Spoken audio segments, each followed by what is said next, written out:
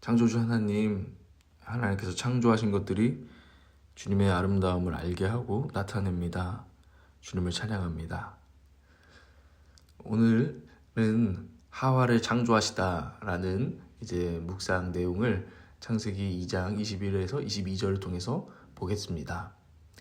여호와 하나님이 아담을 깊이 잠들게 하시니 잠들매 그가 그 갈빗대 하나로 취하고 살로 대신 채우시고 여호와 하나님이 아담에게서 취하신 그 갈빗대로 여자를 만드시고 그를 아담에게로 이끌어 오시니 이렇게 하나님께서 아담의 갈빗대를 취해서 하와 여자를 만드신 내용이 창세기 이제 2장에 나오고 있습니다. 그리고 나서 사실 23, 24, 25절이 이렇게 이어지게 되는데 거기에 보면 신학자들은 이렇게 부르죠. 인류 최초의 연애시다. 그러니까 처음 이런 사랑 노래가 이렇게 나오는데 그 가사가 이랬다는 것입니다. 개역개정으로 보면 이는 내 뼈 중에 뼈요 살 중에 살이라. 이것을 남자에게서 취하였은즉 여자라 부르리라. 이 사람은 내 뼈 중에 뼈입니다. 내 살 중에 살입니다. 이 사람은 나입니다. 뭐 이런 표현이 될 것 같아요. 심오한 표현이죠. 이거를 새번역 성경으로 보면 조금 더 감격적인데 이제야 나타났구나. 이 사람 뼈도 나의 뼈 살도 나의 살 남자에게서 나왔으니 여자라고 부를 것이다 라고 표현을 하기도 합니다. 이게 인류 최초의 연애시입니다. 여러분도 이런 고백을 할 수 있는 그런 분들이 나타나시기를 축복하고요. 아담의 갈빗대 옆구리에서 하와가 나왔다라는 이 성경의 말씀이 뭔가 우리가 묵상해 봐야겠죠. 그런데 아주 오래전부터 이 성경 해석은 계속해서 이렇게 성령의 사람들을 통해서 이어져 나오고 그것을 더 곱씹으면서 발전해 왔는데요. 1159년 페테르 롬바르는 이 구절을 이렇게 주석했습니다. 한번 읽어보면 하와는 아담의 발에서 나와 그의 종이 된 것도 아니고 그의 머리에서 나와 그의 주인이 된 것도 아니었다. 하와는 아담의 옆구리에서 나와 그의 동역자, 파트너가 되었다. 라고 주석을 했습니다. 참 멋집니다. 그죠? 하와가 발에서 나온 것도 아니고 머리에서 나온 것도 아니고 딱 이 중간 동등한 이 옆구리에서 나와서 동역자가 됐다. 파트너. 이 파트라는 것, 부분이라는 뜻인데 하나를 이루는 어떤 부분이죠. 그러니까 너는 내 한 부분인데 너가 없이는 내가 온전한 하나를 이루지 못하고 있어. 난 온전한 하나가 아니야. 난 반쪽짜리야. 이런 이야기를 하고 있는 겁니다. 아가서 2장 16절에 내 사랑하는 자는 내게 속하였고 나는 그에게 속하였도다 라고 고백하고 있어요. 이게 사랑하는 거죠. 너, 나 뭐 이렇게 구분할 수가 없어지는 것입니다. 내 사랑하는 자는 내게 속하였고 또 나는 또 그에게 또 속하였다. 소속됐다 라는 이 사랑을 보여줍니다. 이 주석이 나중에 이어져서 1704년 매튜 헨리, 가끔씩 옛날 목사님 방에 가보면 매튜 헨리 주석이라고 자세히 보시면은 막 전권이 이렇게 꼽혀 있고 합니다. 이게 1704년에 매튜 헨리가 이렇게 주석했습니다. 비슷한 결이죠. 하와는 아담의 머리에서 나와 그의 위에 군림한 것도 아니고 그의 발에서 나와 그에게 짓밟힌 것도 아니었다. 아담의 옆구리에서 나온 하와는 그와 동등했으며 아담의 팔 아래서 그의 보호를 받았고 아담의 심장 곁에서 그의 사랑을 받았다. 이래야 된다는 것입니다. 쉽지 않죠. 근데 그럼 우리 부부든 우리 인간관계든 우린 자꾸 누구 머리가 되려고 하고 또 때로는 누구를 너무 사랑한다는 명목하에 집착한 나머지 그의 종이 되고 짓밟히기도 합니다. 머리가 됐다가 짓밟혔다가 우리가 자꾸 그러는데 우리가 정말 건강한 관계, 동등하면서도 서로를 보호해주고 서로 정말 극진하게 사랑해줄 수 있는 관계로 나아가야 하는 것. 이것이 태초에 하나님이 창조하신 결혼이 보여주는 사랑이었다라는 것입니다. 오늘 이 그림이 우리의 마음을 변화시켰으면 좋겠습니다. 여러분에게 또 있는 사람을 정말 아낄 수 있는 그 영적인 그림이 우리 가운데에 역사하기를 우리가 기도합니다. 오늘 결혼 제도에 대해서 이렇게 우리가 묵상을 해봤는데요.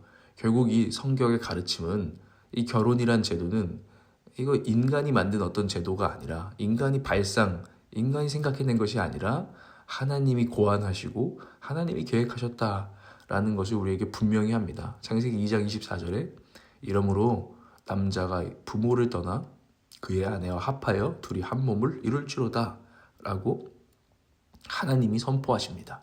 하나님이 만드신 제도라는 것입니다. 인간이 어떤 예배 1662년에 나온 결혼 예배 서문에는 참 인상적인 표현이 있죠. 인간이 죄 없던 시절에 하나님이 만드신 제도. 얼마나 아름다운 제도냐라는 걸 표현하는 거죠. 우리가 죄 있는 시절에 하나님은 모세를 통해서 우리가 하도 악하니까 최소한 이 악을 억제하기 위해서 만든 법들이 있습니다. 살인하지 말라. 이게 인간이 타락하지 않았으면 법이 필요 있습니까? 당연히 살인하지 않는 것입니다. 그런데 우리가 타락해서 악하고 죄에 가득하기 때문에 하나님께서 죄 있는 시절에 그런 제도를 만든 것이죠. 그러나 이 결혼은 그 죄가 없던 시절에 만드신 하나님의 놀라운 제도다라는 이야기를 하는 것입니다. 결혼하신 저와 여러분, 또 결혼을 앞두고 있는 여러분, 이것을 정말 하나님의 뜻대로, 결혼을 하나님의 뜻대로 생각하고 여김으로 우리가 건강한 또 결혼 관계를 유지해 가기를 또 우리가 묵상할 수 있다는 것입니다. 그러나 이것이 단지 내 인생에 한번 만나는 어떤 결혼 관계로만 우리가 국한할 필요는 없습니다. 주님은 우리를 신부라고 부르십니다. 신랑과 신부로 주님 성도와 주님의 관계를 신약 성경은 표현하고 있죠. 우리가 오늘 결혼 관계를 생각해 봤는데 여기 키워드가 뭡니까? 일단 한 몸을 이루는 하나됨이죠. 넌 나고 난 너야 하면서 정말 그 구분이 어떤 힘에 의해 강제력에 의해서 이렇게 지워지는 게 아니라 정말 서로 사랑해서 이제는 그 구분이 없어져 버리는 하나됨. 이것이 키워드고요. 그리고 비슷한 얘기지만 소속됨. 나는 이제 너에게 속했다. 너 소속 어디야? 난 너야. 난 당신이에요. 하는 이 소속을 우리가 말하고 있어요. 우리 안에는 깊은 소속감에 대한 욕망이 있습니다. 그래서 우리는 어떤 좋은 남자나 여자에게 소속되기를 원해서 어떤 가정에 속하기를 원하기도 하고요. 아니면 여러분들이 어떤 커리어 가운데에서 어떤 회사, 집단 이런 데 소속돼서 내 정체성을 갖고자 하는 마음도 있는 게 우리죠. 인간이죠. 소속감에 대한 욕구. 그런데 그 깊은 소속감의 욕구는 하나님을 향해야 되고 하나님으로 채워져야 한다는 것을 우리는 또 생각하게 돼요. 내가 주님 안에, 주님이 내 안에 계신다. 이것이 우리의 내가 거기에 속하였구나. 이것이 우리를 든든하게 세우는 것입니다. 이 하나됨과 소속, 이것을 주님과 우리의 관계에서 볼 수 있다는 것입니다. 결혼을 통해서. 그래서 이제 우리는 이렇게 고백할 수 있는 거죠. 이제 나는 주님께 속했어. 주님과 하나 되었어. 난 내 것이 아니야. 옛날에 내가 독신으로 살 때는 나 혼자만의 삶이었어. 예를 들면 그런 거죠. 그런데 이제 난 결혼한 사람이야. 나 유부야 하면요. 여러분 한번 결혼해보세요. 내 마음대로 약속 잡기 쉽습니까? 아니요.